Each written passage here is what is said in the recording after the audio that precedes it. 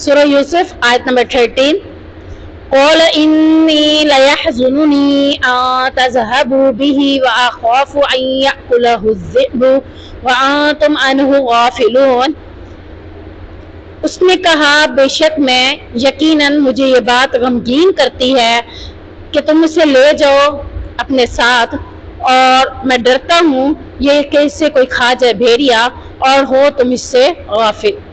یعنی پیچھے ہم پڑھ رہے تھے کہ یوسف علیہ السلام کے بارے میں انہوں نے دھوکہ دیا، جھوٹ بولا، اعتبار دلانے کے لیے کہا ہم حفاظت بھی کریں گے، ہم خیر خواہی بھی کرنے والے ہیں. اب اس وقت جب یوسف علیہ السلام کو تیار کر رہے تھے اپنے باپ کو یوسف کو بھیجنے کے حوالے سے، تو یوسف علیہ السلام کے والد نے ان کو جو جواب دیا وہ جواب کیا تھا؟ یعنی انہوں نے اپنا خدشہ ظاہر کیا.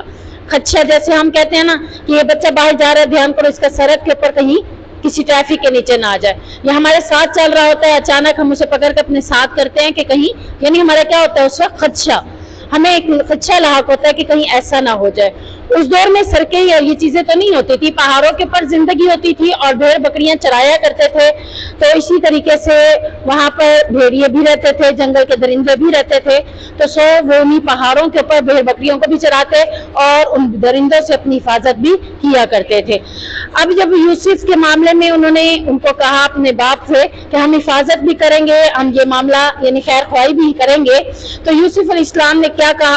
یعقوب علیہ السلام نے کہا کہ بے شک مجھے یہ بات غمگین کرتی ہے، یعنی میرا دل اداس ہو جاتا ہے، میں پریشان ہو جاتا ہوں اس بات کو لے کر کہ تم اسے لے جاؤ، اور میں ڈرتا ہوں کہ تم آپس میں تو بڑے بڑے ہو، آپس میں کھیل کود میں معاملات میں لگ جاؤ، یہ چھوٹا ہونے کی وجہ سے تم اسے پیچھے چھوڑ دو یا کوئی اور معاملہ رہ جائے، اور تم آگے ہونے کی وجہ سے تمہیں پتہ ہی نہ چلے کہ پیچھے سے میرے بیٹے کو بھیڑیا کھا جائے، یا تم ادھر ادھر ہو جاؤ تو کوئی بھیڑیا آ کر یوسف علیہ السلام کو کھا جائے. اس لیے میں اس سے تمہارے ساتھ بھیجنے کے لیے تیار نہیں ہوں، کیونکہ ہو سکتا ہے کہ تم اسے لے تو جاؤ لیکن غافل ہو جاؤ. بڑے بھائی بڑے بہنیں اکثر ایسا ہی ہوتا ہے، پہلے تو ذمہ داری ان کے پر ڈال دی جاتی ہے کہ ذرا ان کا خیال رکھنا، ہم آ رہے ہیں، تھوڑی دیر تو ان کا خیال رکھتے ہیں، پورا ٹائم خیال رکھتے ہیں، لاپرواہی ہو جاتی ہے نا. تو یہ جنگل کے اندر جب وہ جا رہے ہیں تو جنگل میں کچھ بھی ایسا ہو سکتا ہے جس سے وہ غافل ہو جائے یوسف علیہ السلام سے، اور ادھر وہ غافل ہوئے ادھر کوئی بھیڑیا آ کر اس کو کھا جائے، تو یہ خدشہ انہیں لاحق تھا. اسی وجہ سے وہ انہیں ان کے ساتھ بھیجنے سے منع کر رہے تھے، کہہ رہے تھے کہ تم اپنے معاملات میں مدہوش ہو جاؤ اور کہیں یوسف علیہ السلام کو بھیڑیا آ کر کھا نہ جائے. قالوا انہوں نے کہا لئن اکلہ الذئب، واقعی اگر اسے بھیڑیا کھا جائے، ونحن عصبہ، حالانکہ ہم ایک طاقتور جماعت ہیں، انا اذا لخاسرون، تو بلا شبہ ہم اس وقت یقیناً خسارہ اٹھانے والے لوگوں میں سے ہوں گے. یعنی مزید باپ کو یقین کیسے دلا رہے ہیں کہ یہ کس طرح سے ہو سکتا ہے کہ ہمارے اتنے بھائیوں کی موجودگی میں ایک بھائی کو بھیڑیا لے جائے، یعنی یہ ممکن نہیں ہے. ہم کیا ہے؟ نحن عصبہ، دوسری بار یہ بات کر رہے ہیں کہ ہم قوت والے ہیں، جماعت ہے، ہم ایک تعداد میں ہیں، 10 لوگ ہیں. 10 لوگ کیسے ممکن ہو سکتا ہے کہ 10 لوگوں کے ہوتے ہوئے ایک بچے کو بھیڑیا آ کر کھا جائے؟ ایسا نہیں ہو سکتا. اگر ایسا ہو بھی گیا تو یقیناً اس وقت ہم خسارہ اٹھانے والے لوگوں میں سے ہوں گے. اب یہاں پر ساری منصوبہ بندی ان کی سچ پر تو مبنی تھی ہی نہیں، یہ دغا بازی کر رہے تھے، جھوٹ بول رہے تھے، دھوکہ دے رہے تھے، اور کسی طریقے سے وہ اپنے ساتھ اپنے بھائی کو لے کر اس کو نظروں سے دور کرنے کا ارادہ رکھتے تھے. تو اس کے لیے میٹھی میٹھی باتیں، میٹھے میٹھے طنز، میٹھے میٹھے معاملات وہ کر رہے تھے تاکہ ہمارا باپ ہم پر یقین کر لے. آپ صلی اللہ علیہ وسلم نے فرمایا جو ہم پر ہتھیار اٹھائے وہ ہم میں سے نہیں، یعنی اسی لیے منع کیا جاتا ہے کہ یہ جو بچے گن لے کر کھڑے ہوتے ہیں، کھلونا گن ہوتی ہے، لیکن بچے بدھیانی میں اپنے ہی دوستوں کی طرف نشانہ بنا رہے ہوتے ہیں، یا پھر ماں باپ کی طرف اشارہ بنا لیا، بہن بھائیوں کی طرف، ایسے ہی اس کو اٹھا کر جب نشانہ بنایا جاتا ہے، سامنے کی طرف کسی کو لایا جاتا ہے، تو یہاں حدیث میں یہ لفظ ہے کہ ہم میں سے، یعنی جو ہم پر ہتھیار اٹھائے وہ ہم میں سے نہیں ہے. یعنی ہمیں حکم یہ ہے کہ اگر ہم گن کو اٹھائیں، چاہے وہ کھلونا گن بھی کیوں نہیں ہے، تو بچوں کو ادب سکھائیں کہ یہ کسی انسان کی طرف اس کا منہ نہیں ہونا چاہیے، یعنی تم کسی کی طرف اشارہ نہیں باندھ سکتے. ہاں البتہ جن کو تمہارا یعنی اشارہ باندھنے کا ارادہ ہے، کافر کو مارا جا سکتا ہے، یا پھر شکار کے لیے گئے ہیں تو ظاہری بات ہے شکاری جانور کے لیے نشانہ باندھا ہے تو ان کے لیے منع نہیں ہے، لیکن انسان کی طرف ہتھیار کو سامنے رکھنا اللہ کے نبی صلی اللہ علیہ وسلم نے منع فرما دیا ہے۔ مزید فرمایا کہ جو ہم سے دغا بازی کرے وہ بھی ہم میں سے نہیں ہے، یعنی کوئی دھوکہ دے آپ کو، تو جب دھوکہ دے گا تو وہ اللہ کے نبی کی امت میں سے نہیں ہوگا۔ دھوکہ دینا بھی اللہ کے نبی کو پسند نہیں تھا، اور ہتھیار بھی اٹھا کر دوسرے کی طرف کرنا اللہ کے نبی کو پسند نہیں تھا۔ تو یہاں اللہ کے نبی کہہ رہے ہیں کہ جو ہم میں سے دھوکہ دے گا وہ ہم میں سے بھی نہیں ہوگا۔ آپ دیکھیں کہ شام کے علاقے میں جب تجارت کا سامان لے کر گئے تھے حضرت خدیجہ کا پہلی بار، تو راستے میں بارش ہونے کی وجہ سے کچھ سامان جو اوپر تھا وہ گیلا ہو گیا تھا اور کچھ سامان خشک رہ گیا تھا۔ جب انہوں نے جا کر بازار میں مال کو لگایا تو کیا کیا؟ خشک مال الگ لگایا تھا اور تر مال کو الگ لگایا تھا۔ خشک مال کی قیمت اچھی رکھی تھی، اس کی قیمت تھوڑی لاس میں رکھی تھی۔ وجہ کیا تھی؟ غلام نے کہا اس طرح تو کوئی بھی نہیں لے گا جب ہم انہیں بتائیں گے کہ اس میں نقص ہے۔ تو انہوں نے کہا کہ میں تو دھوکہ نہیں دے سکتا، میں لوگوں کو کیسے دھوکہ دے دوں؟ اچھے مال کی قیمت بھی وہی لے لوں اور خام مال کی قیمت بھی وہی لے لوں، تو یہ کیا ہے؟ دھوکہ دینا۔ اسی طرح ہم دیکھتے ہیں کہ ہم جب شاپ کیپرز کے پاس جاتے ہیں تو وہ ہمیں دکھاتا ہی نہیں ہے کہ اس میں کیا نقص ہے، وہ ہمیں ایسی چیز سیل کر دیتے ہیں، گھر آ کر پتہ چلتا ہے کہ اس میں تو نقص ہے، اور ہم پھر جب لے کر جاتے ہیں تو بعض تو مان جاتے ہیں، بعض کہتے ہیں تم لے کر چلے گئے اب بات ختم ہو گئی۔ تو جو مان جاتے ہیں وہ صحیح ہے، جو نہیں مانتے دھوکہ دینے کے لیے لوگوں کو ایسے کام کرتے ہیں، تو اللہ کے نبی کی بات کیا ہے کہ وہ ہم میں سے نہیں ہے۔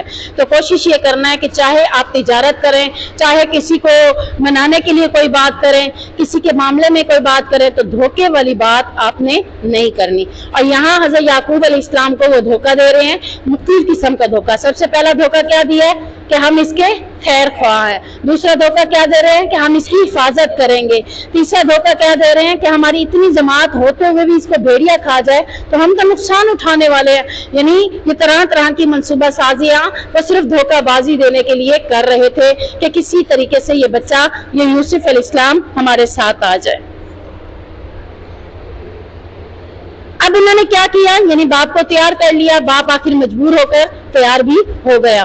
فلما ذهبوا، پھر جب وہ اسے لے گئے، یعنی باپ کو تیار کر لیا، باپ کو تیار کرنے کے بعد حضرت یوسف علیہ السلام کو اپنے ساتھ لے گئے۔ واجمعوا، اور انہوں نے طے کر لیا، ان یجعلوه فی غیابۃ الجب، کہ ہم اسے اندھے کنویں میں، یعنی کنویں کی گہرائی جس کی بہت زیادہ ہوگی، گمنام ہوگا، جس کو زیادہ تر لوگ یعنی ہمارے اپنے لوگ جو ان کنویں پہ نہیں جاتے ادھر اس کنویں میں ڈالیں گے تاکہ کوئی اپنا ڈھونڈنے کے لیے آئے بھی صحیح تو ڈھونڈ نہ سکے۔ اور کوشش یہ ہوگی کہ مسافر راستے میں چلتے ہوئے آئیں گے تو وہ اگر اس کنویں میں جھانک کر پانی لینے کی کوشش کریں گے تو وہ اس کو لے جائے تو وہ بہتر ہے، لیکن اپنے لوگوں سے دور گمنام کنواں جسے لوگ جانتے نہ ہوں، یعنی دور دراز کے کنویں میں اسے پھینک آئیں گے۔ اب یہ ساروں نے واجمعوا، یعنی سارے اس بات کے اوپر کیا ہو گئے؟ جمع ہو گئے۔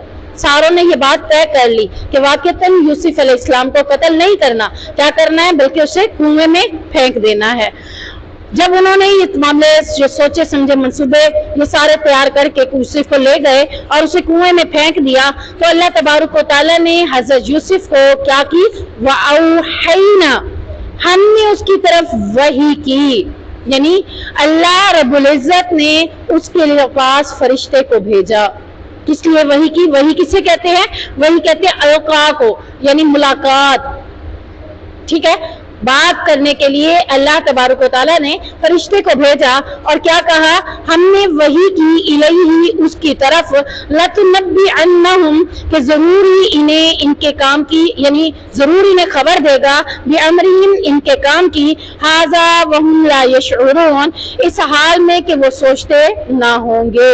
یعنی یوسف کی تسلی اور حوصلے کے لیے کہ وحی کی تاکہ وہ گھبرائے نہیں کہ میرے ساتھ کیا ہو رہا ہے، بلکہ اللہ نے کہا کہ تم گھبراؤ نہیں، بلکہ تسلی دیتے ہوئے کہا کہ ہم تیری حفاظت ہی نہیں کریں گے بلکہ تجھے ایسے مقام پر، بلند مقام پر فائز کریں گے کہ یہ بھائی بھیک مانگتے ہوئے تیری خدمت میں حاضر ہوں گے۔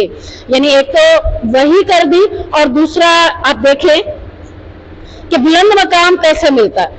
یہاں پہ اللہ تعالیٰ کہہ رہے کہ نا کہ وحی کی کہ گھبرانے کی ضرورت نہیں ہے۔ گھبرا کس بات کے اوپر ہیں؟ کیونکہ مشکلات آ چکی ہیں. باپ سے جدائی مشکلات ہے, دور گمنام کنویں میں پھینکنا مشکلات ہے, پتہ نہیں آگے ان کے ساتھ کیا ہوگا, کس طرح کے لوگ ملیں گے, کہاں لے جائیں گے. یہ ساری مشکلاتوں کے اوپر اللہ تعالیٰ کیا کہہ رہا ہے کہ گھبراؤ نہیں. جب بھی کسی کو کوئی مشکل وقت آئے تو وہ یہ سمجھ جائے کہ یہ مشکل وقت جو ہے میرے لیے کیا لے کر آ رہا ہے, بلند مقام لے کر آ رہا ہے, بلند مرتبے لے کر آ رہا ہے. آپ دیکھیں کہ ایک بچہ سارا سال محنت کر کے پڑھتا ہے, کس لیے پڑھتا ہے؟ بلند مقام پانے کے لیے, تاکہ میں فرسٹ آ جاؤں. وہ محنت کرتا ہے اس لیے تاکہ وہ اچھے نمبروں سے پاس آ جائے. اگر وہ اس محنت کے دوران راستے میں مشکلات آتی ہیں, کئی سبجیکٹ مشکل ہوتے ہیں, کئی کوشچن مشکل آ جاتے ہیں, وہ ان سے گھبرا کر ان کو چھوڑ دے تو وہ کامیاب نہیں ہو سکے گا. تو بلند مقام پانے کے لیے مشکلات کے اوپر صبر بھی کرنا ہے. مشکلات کے لیے اللہ تسلی بھی دے رہا ہے کہ گھبراؤ نہیں, بلکہ ہم تیری حفاظت کریں گے اور تجھے بلند مقام پر مرتبے پر فائز بھی کریں گے.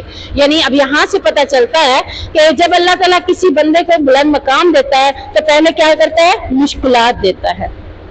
ایسے بلند مقام نہیں مل جاتے. آپ دیکھیں حضرت ابراہیم کو بلند مقام ملا کہ نہیں ملا؟ کیا ان سے بلند مقام ملا؟ خلیل اللہ. کتنا بڑا لقب ہے کہ اللہ کا دوست. اللہ نے سب سے پہلے اپنا دوست خلیل اللہ ابراہیم علیہ السلام کو کہا کہ یہ میرے دوست ہے. اب یہ اتنا بڑا بلند مقام, اتنا بڑا بلند مرتبہ ایسے تھوڑا ملا ہے. آگ میں ڈالا گیا, 3 دن تک آگ جلتی رہی, ٹھیک ہے. نمرود نے کتنی مصیبتوں مشکلاتوں میں اس کو گھیرا. اس وقت کا بادشاہ جو تھا اس کا نام بھی نمرود تھا, وہ اس کی کتنی تکلیفیں دے رہا تھا. باپ نے گھر سے نکال دیا کہ اگر تو میرے بتوں کو برا بھلا کہتا ہے تو پھر میرے گھر سے نکل جا. اب آپ کا گھر بھی چھوٹ گیا, نہ کوئی ساتھ ہی ہے, نہ کوئی ساتھ دینے والا ہے, اکیلے ہیں, مشکلات میں ہیں. اور ان مشکلات سے نکل کر پھر جب بڑے ہوئے تو بیٹا دیا, بیٹا دینے کے بعد پھر قربانی مانگی, وہ بھی مشکلات میں صبر کیا, اور پھر ان ساری مشکلاتوں کے نتیجے میں پھر بیٹے کو وہاں بیٹے اور بیوی کو ادھر دور بھی چھوڑ کر آئے مکہ کی سرزمین پر اللہ کے حکم سے. تو یہ ساری مشکلات کے بعد اللہ نے ان کو کیا دیا؟ بلند مقام عطا کر دیا. تو اسی طرح حضرت یوسف کو کہا جا رہا ہے کہ گھبراؤ نہیں, مشکل وقت آئیں گے لیکن اس میں اللہ تمہیں تسلی دے رہا ہے. تسلی کیا دے رہا ہے کہ ان مشکل وقت میں کون تمہارے ساتھ ہوگا؟ اللہ. یعنی اللہ وہی کے ساتھ اس سے اپنا رشتہ جوڑ رہے ہیں کہ تم اور میں, یعنی میرا تعلق تمہارے ساتھ رہے گا. اگر آج کے دور میں اپنا رب کے ساتھ تعلق جوڑنا چاہتی ہوں تو کیسے جوڑوں گی؟ ذکر و اذکار کے ساتھ. جتنا کثرت کے ساتھ میں نوافل پڑھوں گی, پڑھا نا پیچھے, اتنا اللہ ہمارے قریب ہوگا, ہم سے محبت بھی کرے گا. تو اسی طریقے سے اللہ تعالیٰ کہہ رہا ہے کہ جب یوسف علیہ السلام کو میں نے کہا کہ مشکل وقت آیا ہے, گھبرانا نہیں بلکہ میں تمہاری حفاظت کروں گا. جب ایک بندہ اللہ کے راستے پر نکلتا ہے, اللہ اس کو چن لیتا ہے یا اس کو بلند مقام دینا چاہتا ہے, تو پھر راستے میں مشکلات بھی ضرور آتی ہیں جو اس کی آزمائش کے لیے ہوتی ہیں. تو حضرت یوسف کو کس کس طرح کی مشکلات آئیں آگے ہم دیکھیں گے. بہت زیادہ مشکلاتوں میں گھر کر آخرکار پھر انہیں یہ بلند مقام ملا تھا جہاں وہ پہنچے تھے. تو یہاں اللہ تعالیٰ نے صرف یہ تسلی دی کہ ہم تیری ہر جگہ پر حفاظت کریں گے, تم نے گھبرانا نہیں ہے. اور پھر کیا ہوگا؟ لَتُنَبِّئُنَّهُم بِأَمْرِهِمْ, تم ان کام کی اسے خبر دو گے. یعنی کون سے کام کی؟ یوسف علیہ السلام سے کہا جا رہا ہے کہ ایک وقت آئے گا کہ تیرے بھائی تیری دربار میں آئیں گے اور پھر تم ان کو بتاؤ گے کہ تم نے اپنے بھائی یوسف کے ساتھ کیا کیا تھا. یعنی تم انہیں خبر دو گے, تم انہیں بتاؤ گے. اور یہ ساری باتیں پیشن گوئی ہو رہی ہے کہ تمہارے پر ایک ایسا وقت آئے گا کہ تم ان کے اوپر مقام بلند ہو جائے گا. تم ان کے بلند مقام پر ہونے کی وجہ سے یہ تمہارے پاس بھائی بھی پھانکتے ہوئے آئیں گے. اور اس کے ساتھ ساتھ اور مزید کیا کہا جا رہا ہے کہ پھر تو انہیں بتائے گا کہ تم نے اپنے بھائی کے ساتھ کس قدر سنگ دلانہ معاملہ کیا تھا, جس کو سن کر وہ حیران بھی ہوں گے اور پشیمان بھی ہو جائیں گے. یوسف اس وقت اگرچہ بچے تھے لیکن جو بچے نبوت پر سرفراز ہونے والے ہوں ان پر بچپن میں ہی وہی آ جاتی ہے. یعنی اللہ جب چاہے وہی کر سکتا ہے. یعنی اللہ نے جب چن لیا, اللہ نے پہلے ہی کہہ دیا نا وَكَذَلِكَ يَجْتَبِيكَ, میں نے چن لیا. جب چن کر نبی کے عہدے پر فائز اللہ نے کرنا ہی تھا تو وہی چاہے بچہ بھی ہو تو وہی بچے کی صورت میں بھی آ جاتی ہے. اسی طرح عیسیٰ یحییٰ وغیرہ پر بھی آئی تھی. حضرت عیسیٰ علیہ السلام پر وہی کیا آئی تھی؟ جب مریم علیہ السلام نے حضرت عیسیٰ کو جنا تو ڈر رہی تھی کہ میں اپنے قوم میں جاؤں گی تو کیا کہوں گی, لوگ میرے اوپر باتیں بنائیں گے.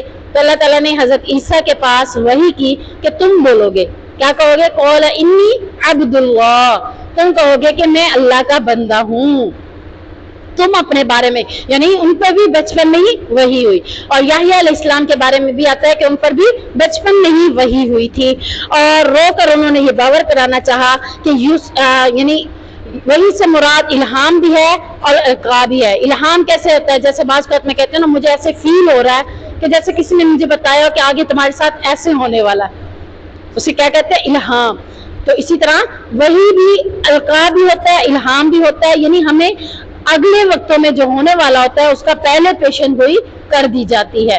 اسی طریقے سے یہاں پر اب ہمیں بتایا گیا یوسف علیہ السلام بچے تھے, ان پر بھی وحی ہوئی, یحییٰ پر بھی وحی ہوئی, اور حضرت عیسیٰ پر بھی وحی ہوئی. اب یہ سارے معاملات اللہ تعالیٰ نے حضرت یوسف علیہ السلام کو تسلی کے لیے کنویں میں پھینکنے کے بعد کہے تھے.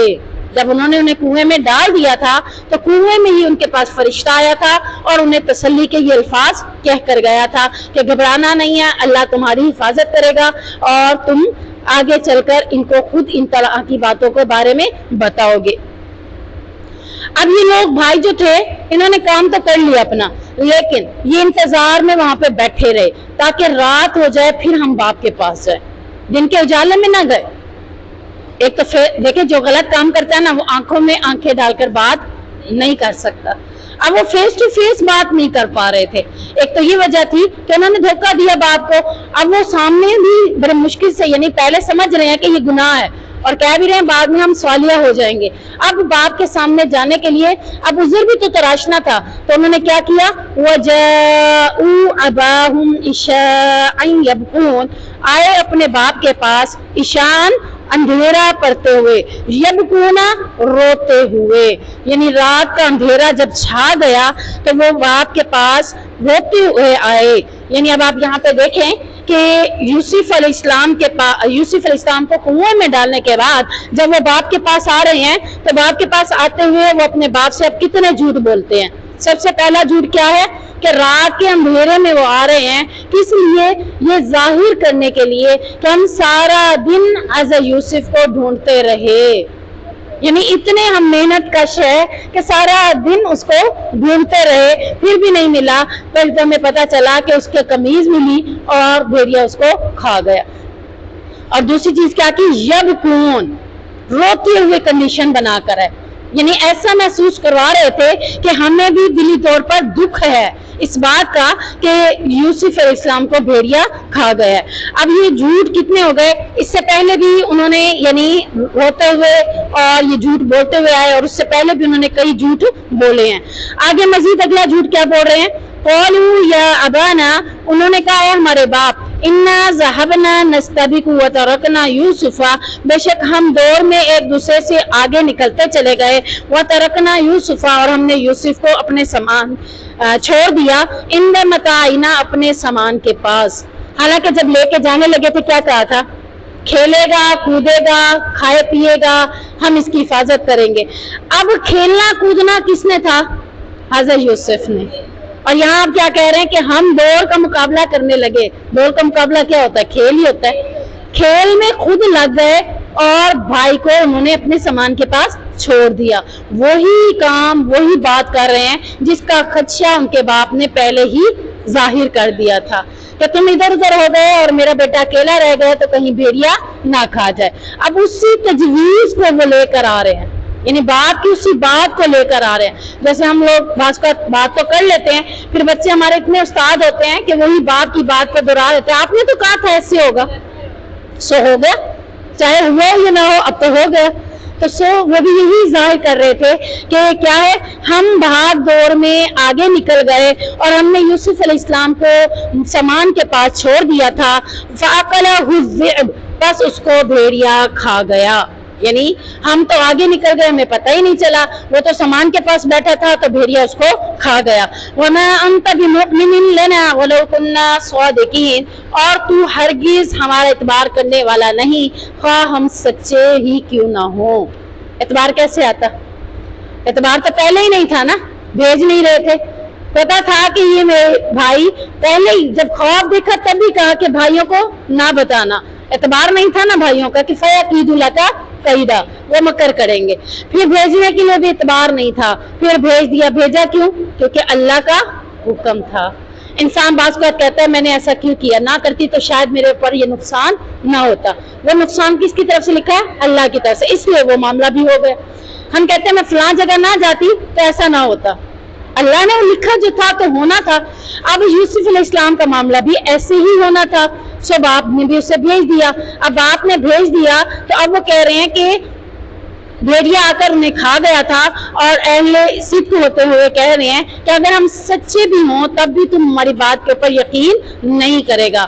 تو یہاں پہ پتہ چلتا ہے کہ وہ خود ہی اپنے آپ کو مشکوک قرار دے رہے ہیں کہ تو ہم پر اعتبار نہیں کرے گا. جو سچا ہوتا ہے وہ ایسے کہتا ہے، وہ خود یعنی جیسے وہ کہتے ہیں نا جس نے چوری کی ہو، ہم کہتے ہیں کہ ہاں بھائی کس نے چوری کی ہے، سب سے پہلے کون بولے گا؟ جو چوری کرے گا سب سے پہلے وہی بولتا ہے. یعنی چور کی نشاندہی کرنی ہو نا تو ایسے ہی ہوتا ہے کہ جب اگر 10 بچے 8 بچے 5 بچے ہیں، ہاں بھائی تم میں سے کس نے چوری کی ہے، جو چور ہوتا ہے نا سب سے پہلے وہی بولتا ہے کہ میں نے نہیں کی. کیوں؟ کیونکہ وہ اپنے آپ کو خیر خواہ دکھا رہا ہوتا ہے. خیر خواہ والے بولتے ہیں، جو خیر خواہ نہیں ہوتے وہی بولتے ہیں. تو یہاں بھی وہ اپنے آپ کو مشکوک ٹھہرا رہے تھے کہ کہیں ایسا نہ ہو تو ہم پر اعتبار کرنے والا نہیں اگر ہم سچے بھی ہوں، یعنی ہماری حیثیت. اب آپ کس طرح ہماری بات کی تصدیق کریں گے؟ آپ تو یقین ہی نہیں کریں گے. تو انہوں نے یقین کے لیے کیا کیا تھا؟ مزید باپ کو یقین دلانے کے لیے وَجَاءُوا عَلَىٰ قَمِيصِهِ بِدَمٍ كَذِبٍ، وہ آئے اب اس کی قمیص پر ایک جھوٹا خون لگا کر لائے. یعنی میں آپ بتا رہی دھوکہ دے رہے تھے. کتنے دھوکے ہو گئے ہیں؟ سب سے پہلا دھوکہ کیا دیا؟ رات کے وقت آئے اور کہا ہم ڈھونڈتے رہے سارا دن. تو دوسرا دھوکہ کیا کیا؟ روتے ہوئے آئے. تیسرا دھوکہ کیا دیا کہ ہم آگے نکل گئے دور کے مقابلے میں اور وہ ہمارے سامان کے پاس پیچھے رہ گئے تو بھیڑیا آ کر اس کو کھا گیا. اب یہ چوتھا دھوکہ کیا دے رہے ہیں کہ قمیص پر جھوٹا خون لگا کر آ گئے ہیں. اب ظاہری بات ہے جب بھیڑیا کھائے گا تو پہلے اس کی قمیص اتارے گا. بھیڑیا جب کھانے کے لیے آئے گا تو کیا پہلے یوسف کی قمیض اتارے گا؟ ایسا اچھا بھیڑیا کبھی آپ نے دیکھا ہے؟ وہ آئے گا چیخ پھاڑ ہی کرے گا نا، تو اس میں قمیض کیا ہو جائے گی؟ پھٹ جائے گی. اب یہ صاف ستھری قمیض لے کر آ رہے ہیں. کنویں میں ڈالنے سے پہلے اس کی قمیض اتار لی تھی، اس کے اوپر کسی جانور کا خون لگا دیا تھا. اب یہاں پر انہوں نے کیا کیا؟ یعنی خود ہی کسی جانور کے یعنی بھیڑ بکری میں سے بکری کو ذبح کر کے اس کے خون سے لت پت کر دیا اور اپنے باپ کے سامنے دکھانے کے لیے کہ دیکھو ہم دلیل بھی لے کر آئے ہیں کہ یہ قمیض ہے یوسف علیہ السلام کی جس کے اوپر خون بھی بھیڑیے کا لگا ہوا ہے. تو اب جب انہوں نے قمیض دیکھی، عقل مند کے لیے اشارہ ہی کافی تھا. سمجھ گئے کہ قمیض اگر صحیح سلامت ہے تو بھیڑیا تو نہیں کھا سکتا. قال بل سولت لكم انفسكم امرا، تو انہوں نے کہا کہ تم نے اپنے نفس سے ایک بات بنا لی ہے، یعنی تمہارے دلوں نے اس بات کو مزین کر دیا ہے، بس تم نے مجھے وہی کام اچھا کر کے دکھا دیا ہے. فصبر جمیل، بس میرا کام اب کیا ہے؟ صبر کرنا. یعنی جب خاندان کے قریبی لوگوں میں سے کوئی آپ کے ساتھ ایسا رویہ کرے تو آپ کو کیا کرنا ہے؟ قرآن ہمیں کیا بتا رہا ہے؟ فصبر جمیل، ہم نے اچھا صبر کرنا ہے. یعنی ہمیں پتہ ہے کہ اس نے ہمارے ساتھ دھوکہ کیا یا اس نے ہمیں غلط ہمارا معاملہ کیا، اسے ایسا نہیں کرنا چاہیے تھا. وہ چاہے بہن ہو، چاہے بھائی ہو، چاہے باپ ہو، چاہے ماں ہو. یہاں یوسف کے بھائی تھے نا، یوسف کے بھائی کس کو دھوکہ دے رہے ہیں؟ بیٹے باپ کو دھوکہ دے رہے ہیں. تو اب باپ کیا کہہ رہا ہے؟ باپ نے ڈانٹا نہیں ہے، باپ نے کیا کہا؟ فصبر جمیل، تمہارے اس کام کے معاملے میں میں کیا کروں گا؟ سچ اچھا صبر کروں گا. صبر کا مطلب ہوتا ہے ڈٹے رہنا، جمے رہنا. یعنی صبر یہ نہیں ہے رو پیٹ بھی لیں، گریبان بھی پھاڑ لیں، باتیں بھی کر لیں، اونچی اونچی آواز میں رونا دھونا بھی کر لیں، پھر کہیں صبر ہی تو کر رہے ہیں. صبر کیا ہوتا ہے؟ اول وقت میں صبر آنا، خاموشی، ڈٹ جانا، یعنی اس کے اوپر خاموشی. کیا انہوں نے کی کہ میں اچھا صبر کروں گا، کوئی لفظ نہیں بولا، کچھ بھی نہیں کہا، ڈانٹ ڈپٹ بھی نہیں کی. کیا کہا؟ فصبر جمیل، میں بس صبر ہی کروں گا، میرے پاس اس کے علاوہ کوئی اور چارہ نہیں ہے. کہ یہ تو کہانی جو تم نے گھر لی ہے اس کے مطابق کہ بھیڑیا عقل مند تھا کہ یوسف کو تو کھا گیا لیکن اس کی قمیص کو چھوڑ دیا. تو اس معاملے میں میں صبر ہی کروں گا تاکہ میرا رب میری واللہ المستعان علی ما تصفون، تاکہ اللہ میری مدد کرے جس سے اس پر مدد مانگی جاتی ہے جو تم بیان کرتے ہو۔ یعنی جب اللہ سے مدد مانگی جاتی ہے تو اللہ ضرور مدد کرتا ہے۔ تو یعقوب علیہ السلام کہہ رہے ہیں کہ میں اپنے رب سے مدد مانگوں گا کہ وہ تمہارے اس جھوٹ کو ظاہر کر دے اور یوسف علیہ السلام کو زندہ میرے سامنے لے آئے، یعنی یہ مدد اپنے رب سے میں مانگوں گا۔ اسی طرح انسان کی بھی بہت سی خواہشیں ہوتی ہیں، وہ بھی دعائیں کرتا ہے۔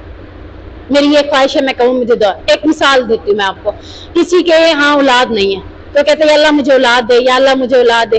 اب اللہ تعالیٰ نے اس کو اولاد تو دے دی، لیکن صرف اس نے اولاد ہی مانگی تھی، ادھوری دعا مانگی تھی، پوری دعا نہیں مانگی تھی۔ اب ہو سکتا ہے وہ معذور ہو سکتا ہے وہ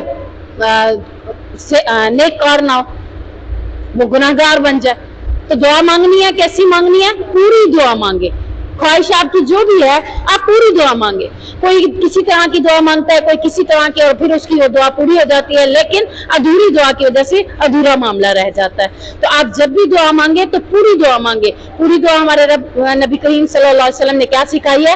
ربنا آتنا فی الدنیا حسنہ، یعنی یہ جو حسنہ ہے نا، ہم نے صرف دنیا نہیں مانگی اللہ تعالیٰ سے، ہم اس دعا میں کیا مانگ رہے ہیں؟ اللہ اچھی دنیا دے، یعنی دنیا دے بھی صحیح تو اچھی دے، یعنی خراب چیزیں، خراب معاملے، خراب قسم کی چیزیں دنیا کے اندر بہت ساری ہیں، ہمیں ان سے محفوظ فرما لے۔ وفی الآخرۃ حسنہ، اور آخرت میں بھی ہمیں کیا دے؟ حسنہ، اچھا ہی دے، اچھا نعم البدل آخرت میں بھی دے۔ تو اسی طرح اولاد کے بارے میں جب بھی کوئی دعا مانگے، یا اللہ بے عیب اولاد دے، نیک اور صالحہ اولاد دے، میری آنکھوں کی ٹھنڈک دے، میرے دل کا سکون دے، پوری دعا مانگے نا۔ اب یہ نہ ہو کہ آپ کے دل کا سکون ہی نہ بنے، آپ کی آنکھوں کی ٹھنڈک ہی نہ بنے، وہ عیب نہ ہو، معذور بنا دیا جائے۔ یعنی اسی طریقے سے آپ کئی قسم کی ایسی دعائیں کرتے ہیں، لیکن اس میں آپ کے لیے حسنہ کا نہیں ہوتا کہ اللہ دنیا کی بھی بھلائیاں دے اور آخرت کی بھی بھلائیاں دے۔ اور آپ کو پتہ ہے یہ وہ دعا ہے جو طواف کے دوران بھی پڑھی جاتی ہے۔ کہاں سے کہاں تک؟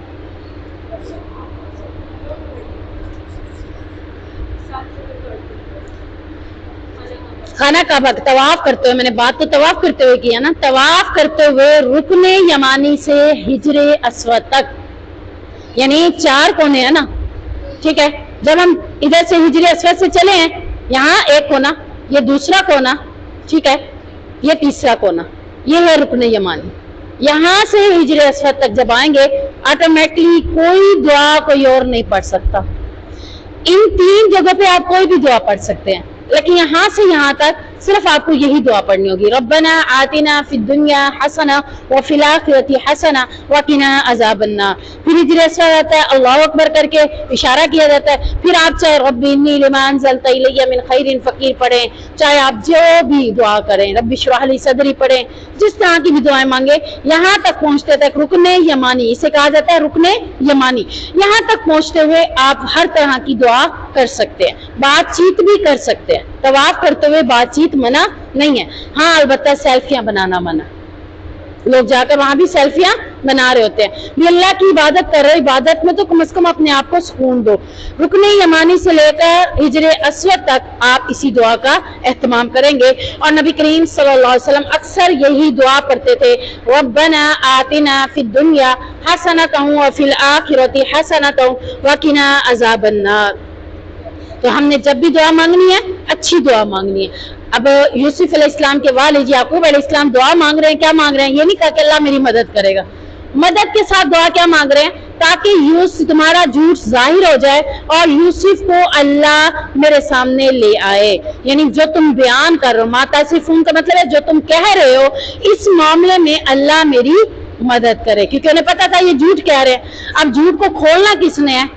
اللہ تبارک و تعالیٰ نے، تو اس لیے انہوں نے کہا کہ اللہ میرے اس کام میں، میرے معاملے میں مدد کرے گا۔ اب اگر وہ کہہ دیتے کہ اللہ مدد کرے گا، اللہ مدد تو کر دیتا، لیکن ہو سکتا ہے یوسف علیہ السلام کو نہ ملاتا، کچھ بھی اور ہو جاتا، لیکن انہوں نے دعا اس انداز میں مانگی کہ اللہ تبارک و تعالیٰ نے انہیں اسی طریقے سے پھر دے بھی دیا۔ اسی طریقے سے آپ دیکھ رہے کہ صبر جمیل، صبر جمیل میں 4 باتیں آتی ہیں، یعنی صبر کا معنی تو آپ نے پڑھ لیا نا، صبر کرنا، جمیل اچھا، یعنی صبر ڈٹ جانا, اچھے سے ڈٹ جانا. اس کی 4 باتیں کون سی ہیں؟ نمبر 1 تقدیر پر راضی ہو جانا, یعنی جب میری تقدیر میں کچھ لکھا ہوا ہے تو مجھے اس پر راضی ہونا ہے, منہ سے شکوہ نہیں کرنا. اب وہاں کی تقدیر میں لکھا ہے کہ بیٹے کی موت کو دیکھنا, اگزامپل دے رہی ہوں میں آپ کو. اب وہ جب بیٹے کی ڈیتھ ہوتی ہے, میت پڑی ہوئی ہے, ماں کیا کہہ رہی ہے؟ اللہ مجھے لے لیتا, اس سے نہ لیتا, میں اپنی آنکھوں کے سامنے اپنے بیٹے کو مڑا ہوا کیسے دیکھوں. یہ منہ سے کیا ہو رہے ہیں؟ شکوے. منہ سے شکوہ نہیں کرنا. جو آپ کی تقدیر میں اللہ نے لکھ دیا ہے اس تقدیر پر راضی ہو جانا, ہاں اس سے کہتے ہیں صبر جمیل. تو یوسف علیہ السلام کے معاملے میں تقدیر پر راضی ہو گئے کہ نہیں ہو گئے؟ کہ میرا رب مجھے میری مدد کرے گا, جب ملانا ہوگا ملائے گا. اب دوسری چیز کیا ہے؟ اس کے اوپر ڈٹ جانا, صبر کرنا, یعنی ایسا صبر کرنا کہ منہ سے کوئی بات بھی نہ نکلے اور کوئی ایسا قدم بھی نہ اٹھائیں جس سے پتہ چلے کہ یہ صبر نہیں کر پا رہا. یعنی رونا, واویلا کرنا, چیخنا یا کسی کو ڈانٹنا غلطی کے اوپر, یہ صبر نہیں ہے. نقصان آپ کا ہوا ہے, آپ نے کہا فلان ہے نقصان, کہ آپ اس پہ جا کے گریبان پکڑ لیں, اس کو چیخنے چلانے کھڑے ہو جائیں, یہ صبر تو نہیں ہے. صبر کیا ہے؟ خاموشی اختیار کر لینا. جو تیسری چیز ہے برداشت کرنا, یعنی ٹھنڈے دل سے حالات کو دیکھتے ہوئے اس کو برداشت کرنا. یعنی نقصان تو جو ہونا تھا وہ ہو گیا, آپ نے امی کا گلاس توڑ دیا, نقصان جو ہونا تھا وہ ہو گیا. اب امی نے کیا کرنا تھا؟ میرے جہیز کا گلاس تم نے توڑا تو توڑا کیوں ہے؟ میں اتنا مہنگا گلاس لے آئی تھی, تم نے توڑا کیوں ہے؟ ماں نے کیا کیا؟ ٹھنڈے دل سے اسے برداشت نہیں کیا. اس سے بھی تو ٹوٹ سکتا ہے, ٹوٹنے کی چیز ہے, کسی سے بھی ٹوٹ سکتی ہے. نقصان کی چیز ہے, کسی سے بھی ہو سکتا ہے. تو ہمیں اس میں کیا کرنا ہے؟ ٹھنڈے دل سے حالات پر قابو پانا, اپنے آپ کو برداشت کرنا کہ ٹھیک ہے ایسا معاملہ ہے. اور اسی طریقے سے صبر کیسے کرنا ہے؟ 3 دن بعد رو پیٹ کے اول وقت میں صبر کرنا. یعنی صبر جمیل میں یہ 4 چیزیں آتی ہیں. اول وقت میں صبر کرنا صبر جمیل کہلاتا ہے. صبر میں کوئی بات وویلا, رونا پیٹنا کچھ بھی نہ کرنا, یہ بھی صبر جمیل میں آتا ہے. صبر جمیل میں منہ سے شکوہ نہیں کرنا, یعنی نہ صرف آوازیں نکالنی بلکہ شکوہ بھی نہیں کرنا. اور اسی طریقے سے ٹھنڈے دل سے حالات کو برداشت کرنا. یہ 4 چیزیں صبر جمیل میں آتی ہیں. ہاں جی, اسی طریقے سے اگر آپ کے ساتھ کبھی بھی کوئی دھوکہ دے گا تو آپ نے کیا کرنا ہے؟ صبر جمیل کرنا ہے انشاءاللہ. اور یوسف علیہ السلام نے بیٹوں کے معاملے میں کیا کہا کہ میں اس بات کے اوپر صبر کروں گا کہ اللہ میری اس معاملے میں مدد کر دے گا. تو اللہ تعالی ہمیں بھی یہ صبر جمیل عطا فرمائے, دھوکہ دینے سے بھی بچائے, دھوکہ لینے والوں سے بھی بچائے. سبحانک اللہم و بحمدک اشہد ان لا الہ الا انت استغفرک و اتوب الیک.